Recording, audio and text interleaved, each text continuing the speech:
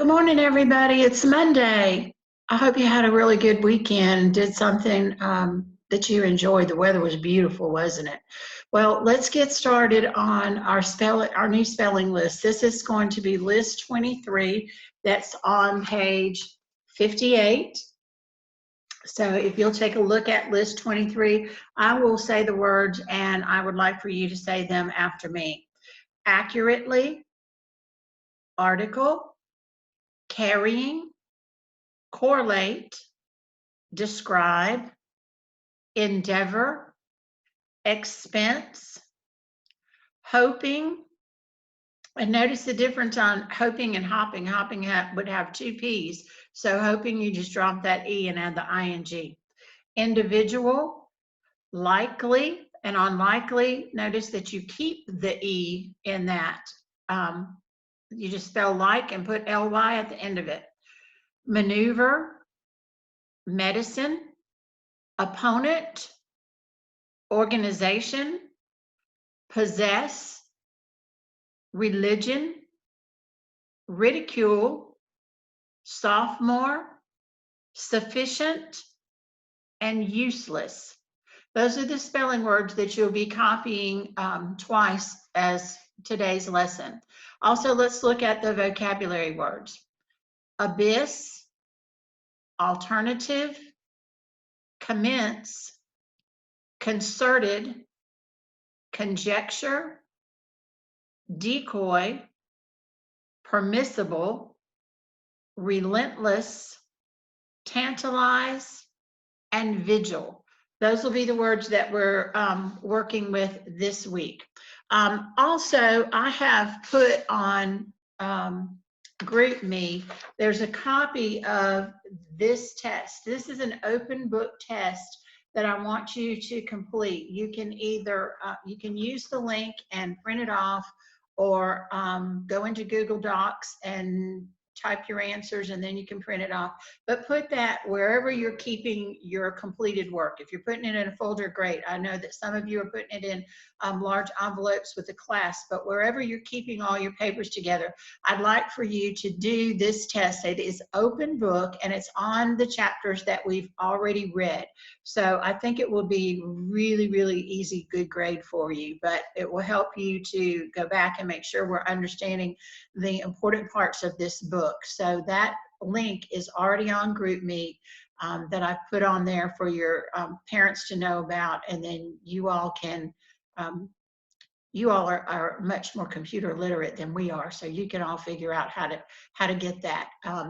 If that's not something you can print off, then you can just put at the top of your paper, you can write Island of the Blue Dolphins Test 1, and then you can write the answers on notebook paper, just number them correctly.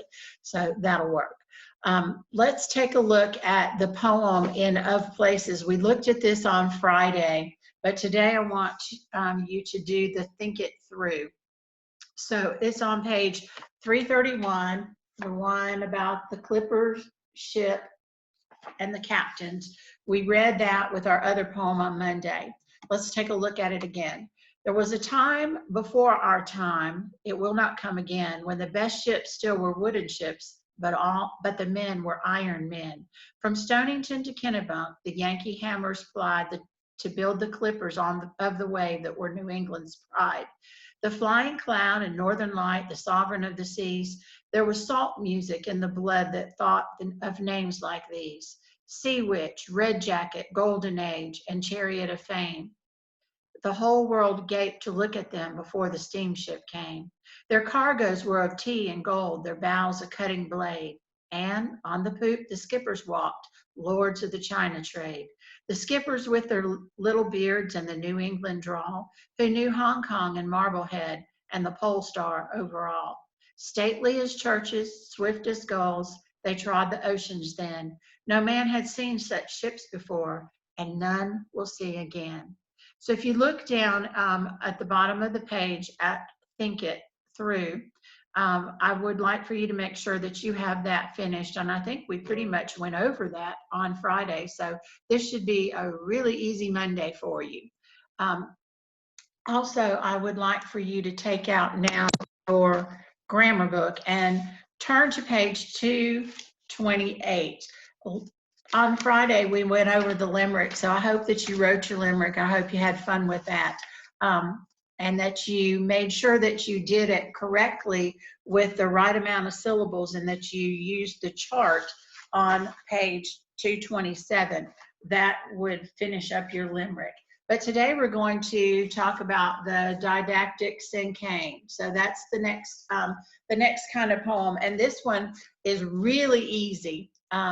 So this is a real easy way to start off your week. Let's look at how you do a didactic cinquain. At the top of page 228 is where I am. And it says it's a poem with 5 lines and 11 words. And it was introduced by the American author Adelaide Crapsey in her book of poetry published in 1915. So this is a really old kind of poem. From her first cinquain, several other variations have been formed. And so let's look at how you do it. It's 5 lines of 1 word, 2 words, 3 words, 4 words, and then 1 word. So each line has a certain amount of words. And then the content is very specific. So we're going to look at this example below. This one is on a thunderstorm. So these words in this cinquain are just about a thunderstorm. And it can have rhymes, but it's not required to. So let's take a look at this. First, I'll just read it through. Thunderstorm, eerily, dark, booming, flashing, pouring. Inside I'm safe, unafraid, deluge. So let's look at how they just came up with these words. Why did they choose these words? So let's look. The first one is 1 word, and that's the title of your poem. So whatever you're going to write about, you're going to make that your title, and it needs to be 1 word. Okay, and usually, pick a noun that you something that interests you. The next 2 words are adjectives describing that title. So if you look at eerily and dark, thunderstorms really are kind of eerily and dark, especially if you saw any of those on Saturday night. And then there's 3 words. These are often gerunds. And if you can't remember what a gerund is, look back on page 121 in this book. That describes what a gerund is. A gerund ends in ing. Those are those words that look like verbs, but they're really nouns. So booming, flashing, pouring. That's describing a thunderstorm. And then there's 4 words that come next. It describes how you feel about it. So how did this person feel about a thunderstorm? Inside, I'm safe, unafraid. And then the last one is a synonym for your title. So they put deluge, which is a synonym for thunderstorm. So let's look at how you plan. On your planning, you're going to choose your topic. So you're going to have to stop and think, what do I want to write about? What is it that seems to be something that interests me, something that I could describe? So you choose the topic that you can use a lot of different words to describe, and then you make a list of all the descriptive words that you can think of. Okay, so then you write the first draft, starting with your title. Then you have 2 adjectives. Then you have 3 words that are gerunds. Then you have how you feel about it in 4 words, and then a 1-word synonym. And then you're going to go back and look at it, evaluate it.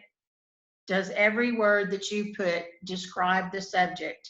Does every line meet the criteria? Well, what's the criteria? It's this 1 word, 2 word, 3 word, 4 words, 1 word. And is it describing like it's supposed to on that line? And then you're going to edit it. You're going to look at each word. Well, if you look down at the bottom, you're going to do exercise. Down here at the bottom of your page, you have a grid. And so I did one for you. Y'all know that I have 2 dachshunds, so I really like dachshunds. So that's what I wrote about. I titled mine Dachshunds. And I said long, short. Those 2 words describe my dachshunds. They have very short legs, but their bodies are very long. So I said dachshunds, long, short, running, barking, guarding.